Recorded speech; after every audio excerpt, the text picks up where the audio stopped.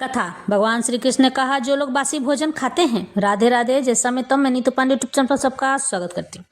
इस प्रसंग का वर्णन श्रीमद् भगवद गीता मिलता है। आज भगवान श्री कृष्ण हम सबको समझाना चाहते हैं कि जो लोग बासी भोजन खाते हैं उनके साथ क्या होता है और क्यों नहीं बासी भोजन खाना चाहिए। बासी भोजन खाने से ऐसा क्या है जो कि बदल जाता है और ऐसा क्या है जो मनुष्य को अंधकार में डालने लगता है। ऐसा क्या है जो बासी भोजन के खाने से हमारे संस्कार विहीन हो जाते हैं, यानी कि नष्ट हो जाते हैं। ऐसा क्या है जो बासी भोजन हमारे लिए बड़ा ही दुष्कृत चीज माना जाता है, यानी कि उस चीज को नहीं खाना चाहिए। आज हम आपको बताते हैं। यात यामम गत्रसम पूति पर्युषितम च यत उच्चिष्टमपि चामेध्यम भोजनम तामस प्रियम। खाने से 3 घंटे पूर्व पकाया गया भोजन स्वादहीन वियोजित, यानी कि उसका स्वाद नष्ट हो चुका होता है और वह खाने योग्य नहीं रहता, एवं सड़ा जूठा तथा अप्रिय, यानी कि जो स्वाद नहीं लगता है, वस्तुओं से युक्त भोजन उन लोगों को प्रिय होता है जो लोग तामसी होते हैं। यानी कि हमारे जीवन में यानी मनुष्य जीवन 3 गुणों से चलता है। सतगुण जो सच बोलता हो, रजगुण जो सच और झूठ दोनों बोलता हो, यानी कि उनको रोजी रोटी कमाने के लिए और अपने परिवार का भरण पोषण करने के लिए सच और झूठ दोनों ही बोलना पड़ते। तामसी जो केवल दुष्ट प्रवृत्ति का हो, तामसी लोग ऐसे ही कहलाते हैं। और ऐसे ही लोगों को सड़े गले भोजन अच्छे लगते हैं, जबकि सतगुण वालों को कभी भी सड़े गले भोजन अच्छे नहीं लगते हैं। सतगुण वाला व्यक्ति कभी भी खराब खाना नहीं खाएगा, बासी भोजन नहीं करेगा, क्योंकि ये लोग ऐसे होते हैं कि सुबह जब तक भगवान को प्रातः काल भोजन ना अर्पित कर दें, भगवान को भोग ना लगा दें उस भोजन को, तब तक वह भोजन नहीं करते हैं। और ज्यादा देर का पकाया हुआ भोजन भी साधु संत लोग नहीं करते हैं। यह दैवी ऊर्जा की बात होती है। इसलिए तो ये लोग अवगुणों से बचे रहते हैं और लोगों को अच्छे संस्कार भी बांटते हैं। कहते हैं साधु संत जो होते हैं ना, वो कभी भी बासी भोजन नहीं खाते हैं, क्योंकि बासी भोजन खाने से मनुष्य के मन के विकार बढ़ जाते हैं, उनके मन में गंदे विचार आते हैं और वह कभी भी सुखी जीवन नहीं जी सकता है। हमेशा ही दूसरों को छोटा दिखाने में लगा रहेगा। यही नहीं, उसके मन में गंदे गंदे विचार आते रहेंगे। अगर आपको अपने बच्चों को अच्छे संस्कार देने हैं तो भोजन पर विशेष ध्यान देना होगा। आप उसे हमेशा बाहर का भोजन नहीं दे सकते हैं। आजकल तला हुआ चीज मार्केट में पैकेट में मिलता है जो कि बहुत दिनों तक का पड़ा होता है। कभी तो कुरकुरे या बिस्किट, ये सब चीजें कभी कभी 1-1 महीना 2-2 महीना पुराना होता है। हम तो यहाँ भगवत गीता में 3 घंटे पुराना भोजन से भी ज्यादा न खाने की बात की जा रही है, लेकिन मनुष्य 2-2 महीना पुराना भोजन आज चिप्स कुरकुरे के रूप में खिलाता है। यह बात अच्छी नहीं है और यह अच्छा भी नहीं लगता है। आप अपने बच्चों को या स्वयं भी अच्छा भोजन कीजिए, क्योंकि अच्छा भोजन करने से मनुष्य अच्छा सोचता है और अच्छा सोचने के कारण से उसके मन में कभी भी चिंता और परेशानी घर नहीं करती है। किसी भी मनुष्य को किसी भी प्रकार से किसी भी तरह का गंदा भोजन नहीं करना चाहिए। वैसे भी बासी भोजन में बैक्टीरिया पनपती है, जीवाणु, जिसे हम जीवाणु हिंदी में कहते हैं, और यही जीवाणु हमारे शरीर में जाकर रोग उत्पन्न करते हैं। कई तरह की बीमारियों से हम पीड़ित हो जाते हैं। आप कहते हैं कि शुगर इस कारण से उस कारण से होता है, नहीं, ज्यादा आप अपने पेट से बाहर होकर ज्यादा भोजन कर लेते हैं तब आपको शुगर की बीमारी होती है, जिसे मधुमेह भी कहते हैं हिंदी में। और उसके बाद अगर आप भोजन को समय पर नहीं करते हैं, यानी कि आपका समय प्रातः के 8 बजे नाश्ता करने का है तो उस समय नाश्ता कर लेना चाहिए, और 12 बजे भोजन करने का है तो भोजन कर लेना चाहिए। ज्यादा भूखा रहने से भी मनुष्य को शुगर हो सकता है, क्योंकि आपके जो नाभि में इंसुलिन का जो द्रव्य बहता है वह द्रव्य बहना बंद हो जाता है। उस पर हमारे खाए हुए भोजन का, गंदे भोजनों का काई जम जाती है। जिस तरह से बारिश के दिनों में दीवालों में काई जम जाती है तो दीवार की परत दिखाई नहीं देती है, उसी तरह से इंसुलिन वाली दवाई की परत नहीं दिखाई देती है और वह बनना धीरे धीरे बंद हो जाता है, जिससे शुगर होता है।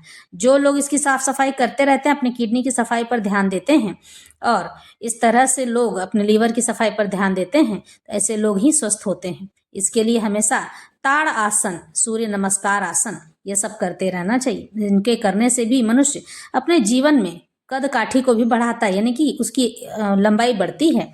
और यही नहीं, लंबाई बढ़ने के साथ साथ वह उच्च कोटि का अच्छे विचार वाला बालक या बालिका बनता है। अपने नित्य क्रिया पर ध्यान देता है, आलस को त्यागता है। सूर्य नमस्कार ज्यादातर किया जा सकता है। और इस तरह से वो अपने जीवन में अग्रसर होता है। बासी भोजन खाने पर कहते हैं ना कि जैसा खाओगे अन्न वैसा बनेगा मन। इस पर एक कथा है। यह कथा भीष्म पितामह के भीष्म खंड में आती है। जब भीष्म पितामह को अर्जुन तीर से मार देते हैं और जब यह तीर उन्हें लगता है तो वह तीर की सैया पे सो जाते हैं और सोने के बाद वह मृत्यु को बुलाने की कोशिश करते हैं, लेकिन उससे चाहते हैं कि इस महाभारत का जो युद्ध हो रहा है उस युद्ध का परिणाम देख के मैं मरूं। और वह उस पर लेटे लेटे ही पूरे सभी दिनों का जितने बचे हुए दिन होते हैं उतने दिनों का युद्ध वो देखते रह जाते हैं। और उसके बाद जब युद्ध समाप्त होता है तो युद्ध की आखिरी रात्रि को द्रौपदी पहुंचती है। द्रौपदी जब पहुंचती है तो वहां जाकर रोते हुए पूछती है, हे पितामह, सो ऐसा क्यों हुआ? आप तो सब कुछ करने में समर्थवान थे, लेकिन उसके बाद भी आपने न तो इस युद्ध को रोका और ना ही युद्ध को रोकने के लिए कोई प्रयास किया। आखिर क्यों? और युद्ध में आकर स्वयं भी खड़े हो गए, हमें इस पाप का भागी बना दिया।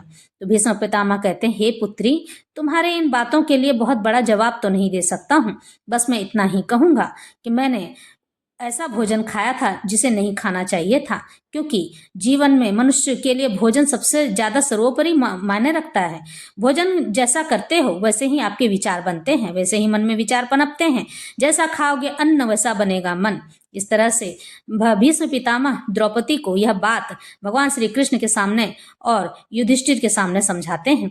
कहते हैं कि मैंने धृतराष्ट्र का अन्न खाया था। धृतराष्ट्र आंख से अंधा तो था ही, मन का भी अंधा था, और जिसकी वजह से उसके मन के विकार मेरे भी मन में आ गए। और जब मैं इस भोजन को खाता रहा तो मेरे पास और कुछ चारा ही नहीं बचा। मुझे सच दिखाई ही नहीं देता। सच मेरे सामने होने के बाद भी मैं सच को देख ना सका। हे पुत्री, मुझे क्षमा कर दो, और मैं इस क्षमा के योग्य तो नहीं हूँ, लेकिन फिर भी मैं तुमसे क्षमा याचना करता हूँ कि मुझे इस चीज के लिए क्षमा कर दो। द्रौपदी भीष्म पितामह के चरण पकड़कर रोने लगी। हे पितामह, आप मुझे इस पाप के भागी ना बनाए। तो भीष्म पितामह कहते हैं, पुत्री, पाप का भागी तो मैं बन चुका हूँ, और अब इस पाप का प्रायश्चित जाने किस प्रकार होगा। तब फिर वो लोग वहां से वापस पुनः चले जाते हैं, और यह अंतिम यात्रा भीष्म पितामह की अगले दिन की आखिरी यात्रा होती है, जिस पर अर्जुन भीष्म पितामह को गंगा जल जमीन से निकालकर पिलाते हैं और पीकर वह अपने प्राण त्याग देते हैं। इस तरह से भगवान भीष्म पितामह स्वयं कहते हैं कि जैसा खाओगे अन्न वैसा बनेगा मन। हमारे शास्त्र हमें हर चीज की जानकारी देते हैं। श्रीमद् भगवद गीता हर उस छोटी छोटी जानकारी देती है जिस प्रकार से हम अपने जीवन को सरल और सुगम बना सकें, लेकिन मनुष्य समझना नहीं चाहता है। भगवद गीता को समझना वैसे किसी के बस की बात नहीं है, क्योंकि एक बार दो बार पढ़ने के बाद भी वह भगवद गीता नहीं समझ सकता है।